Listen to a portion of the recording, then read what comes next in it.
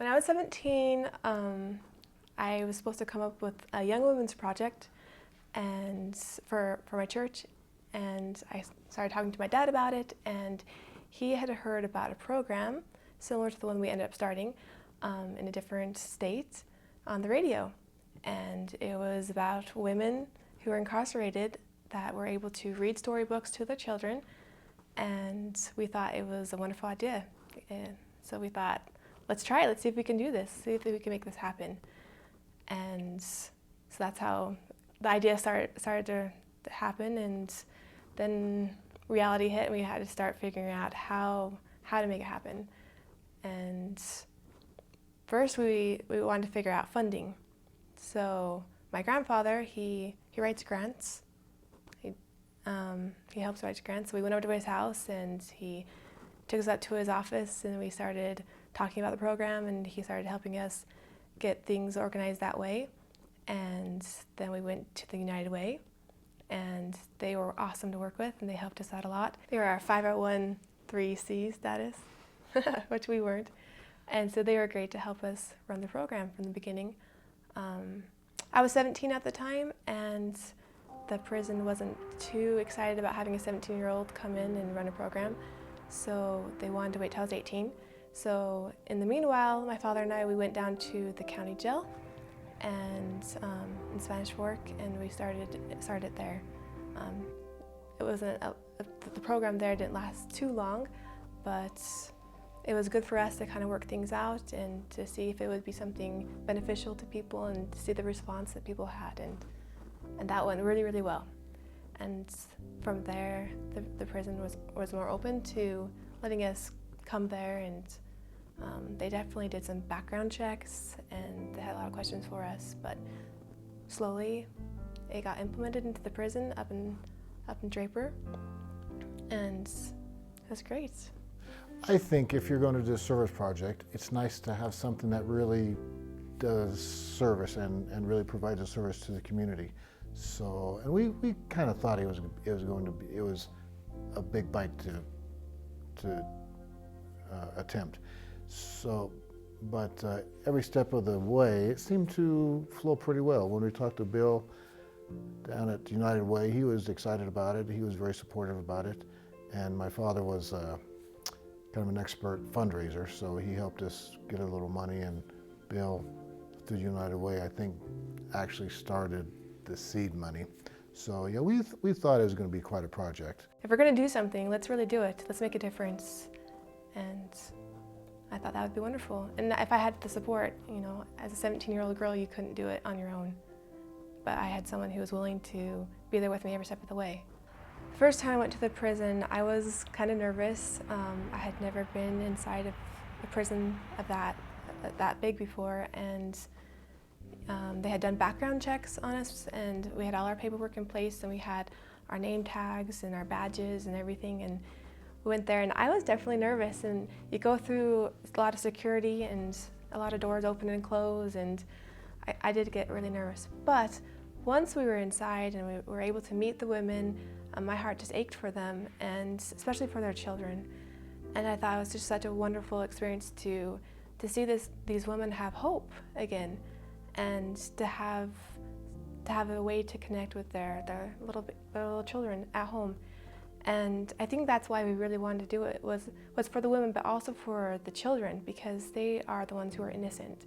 It wasn't their choices that took their mother away or grandmother away, and this is a way that they can connect with their mom.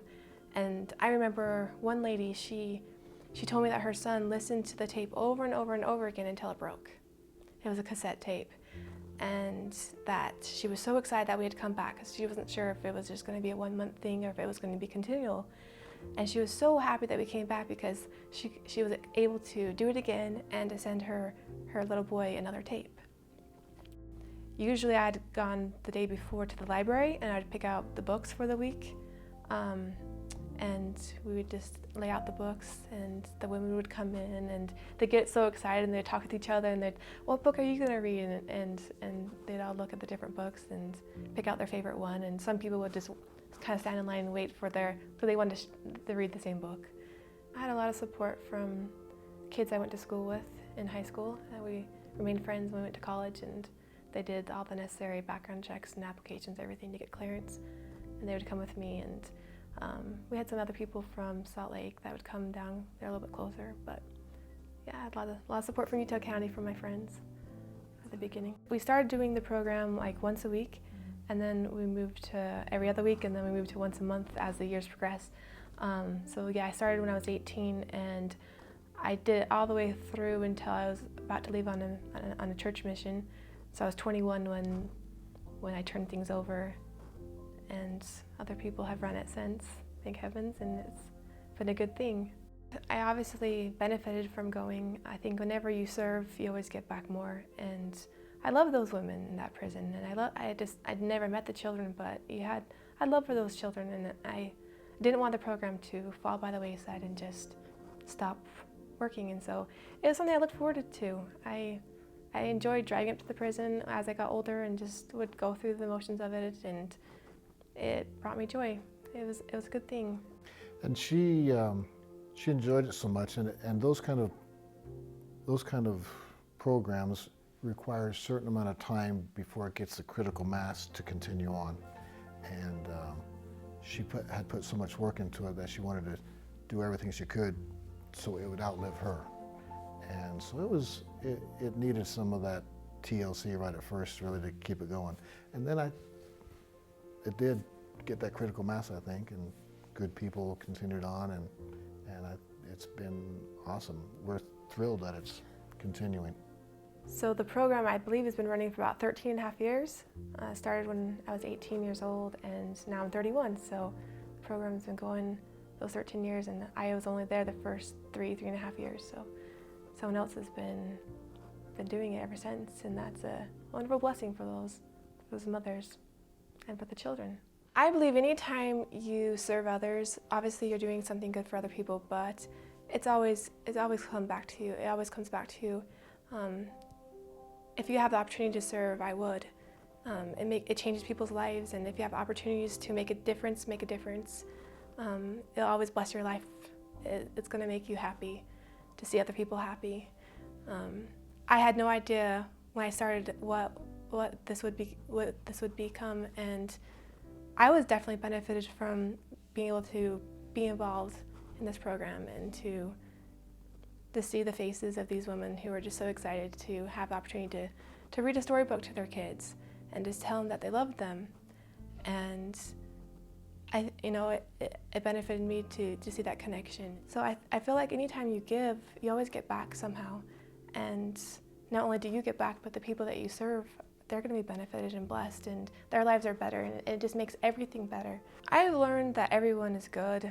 Just because they're in prison doesn't mean they're bad. They made a mistake, or they were in a bad situation, or they weren't taught what to do or how to behave. But they're still really good people, and they need love, they need encouragement, and they need hope. We all need hope. And anytime we can help each other, we should.